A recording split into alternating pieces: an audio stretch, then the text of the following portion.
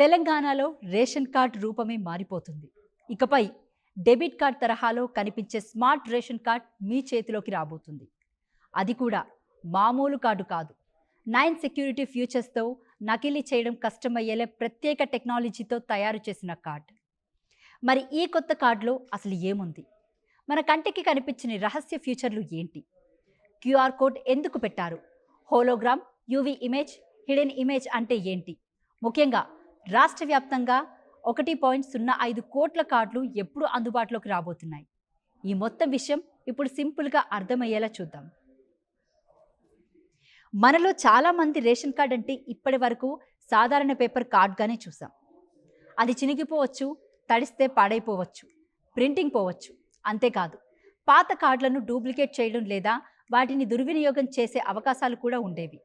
కానీ ఇప్పుడు తెలంగాణ ప్రభుత్వం ఈ విధానాన్ని పూర్తిగా మార్చే ప్రయత్నం చేస్తుంది. ఇకపై డెబిట్ కార్డ్ తరహాలో కనిపించే స్మార్ట్ రేషన్ కార్డులు రాబోతున్నాయి. అంటే రేషన్ కార్డ్ కూడా ఇప్పుడు ఒక హై సెక్యూరిటీ డాక్యుమెంట్లా మారబోతుందన్నమాట.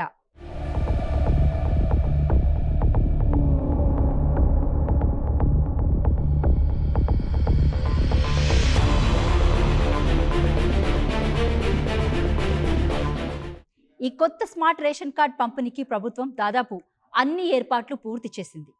ఆగస్టు 15 స్వతంత్ర దినోత్సవాన్ని పురస్కరించుకొని సంగారెడ్డిలో ముఖ్యమంత్రి రేవంత్ రెడ్డి ఈ స్మార్ట్ రేషన్ కార్డ్స్ పంపిణీని లాంఛనంగా ప్రారంభించనున్నారు.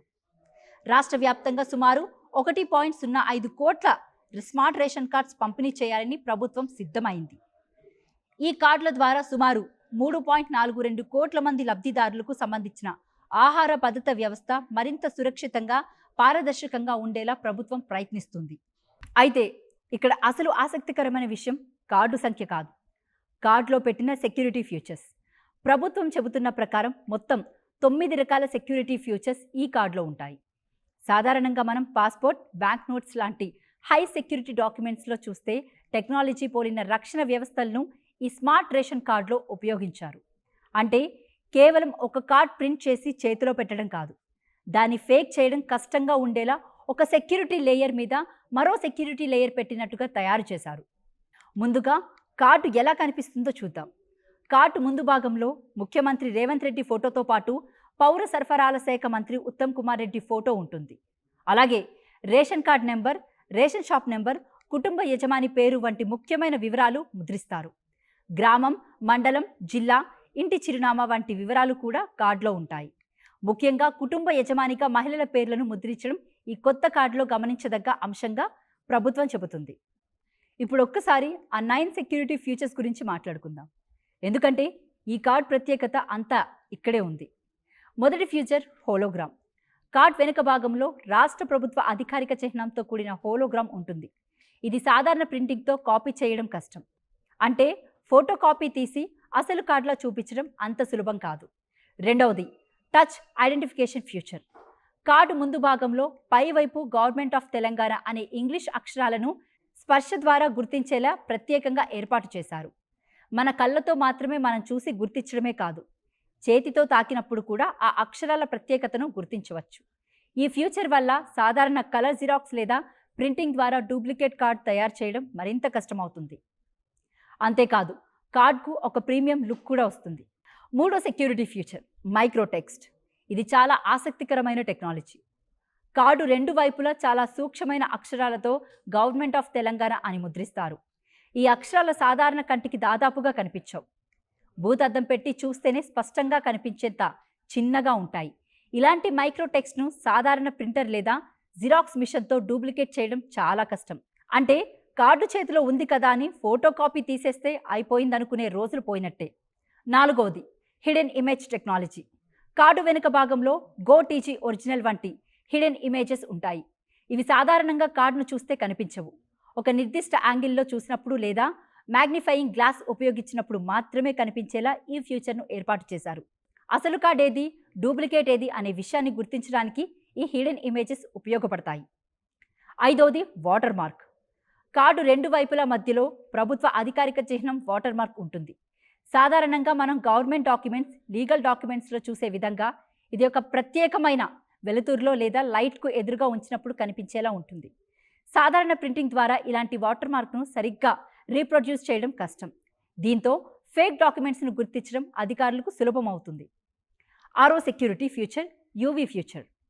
కార్డు ముందు భాగంలో రాష్ట్ర ప్రభుత్వ ఎంబ్లెమ్ను ఏర్పాటు చేశారు. ఇది సాధారణ వెలుతురులో కనిపించదు. ప్రత్యేకమైన అల్ట్రా వైలెట్ లైట్లో మాత్రమే కనిపిస్తుంది. అంటే అనుమానం వచ్చినప్పుడు అధికారులు యూవీ లైట్తో కార్డును చెక్ చేస్తే అది ఒరిజినల్ కార్డునా ఫేక్ కార్డునా తెలుసుకునే అవకాశం ఉంటుంది. ఇది సాధారణ ప్రజలకు పెద్దగా కనిపించిన ఫ్యూచర్ అయినా వెరిఫికేషన్ సమయంలో చాలా ఉపయోగపడే అవకాశం ఉంది.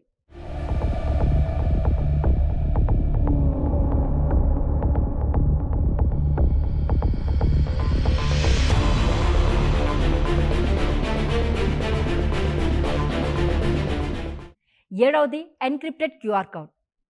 ఇప్పుడు మనందరికీ క్యూఆర్ కోడ్ అంటే తెలుసు, కానీ ఈ కార్డులో ఉండే క్యూఆర్ కోడ్ సాధారణ క్యూఆర్ కోడ్ కాదు. వెనుక వైపున ఎన్క్రిప్టెడ్ క్యూఆర్ కోడ్ ఏర్పాటు చేశారు. ప్రభుత్వం అందించే ప్రత్యేక స్కానర్ లేదా సాఫ్ట్వేర్ ద్వారా మాత్రమే అందులోని డేటాను వెరిఫై చేసుకునేలా వ్యవస్థను రూపొందించారు. మొబైల్ కెమెరాతో క్యూఆర్ కోడ్ స్కాన్ చేశామంటే మొత్తం వ్యక్తిగత సమాచారం బయటపడిపోతుందని అర్థం కాదు. అధికారిక వెరిఫికేషన్ సిస్టమ్ ద్వారా మాత్రమే డేటాను నిర్ధారించుకునే విధంగా దీన్ని రూపొందించినట్లు ప్రభుత్వం చెబుతుంది. ఎనిమిదో future special security pattern. Card వెనుక భాగంలో గజిబిజిగా కనిపించే ప్రత్యేకమైన క్లిష్టమైన డిజైన్ ఉంటుంది. మనం కరెన్సీ నోట్లో చూసే సెక్యూరిటీ ప్యాటర్న్ లాగా ఈ డిజైన్ను కూడా కాపీ చేయడం సులభం కాకుండా రూపొందించారు.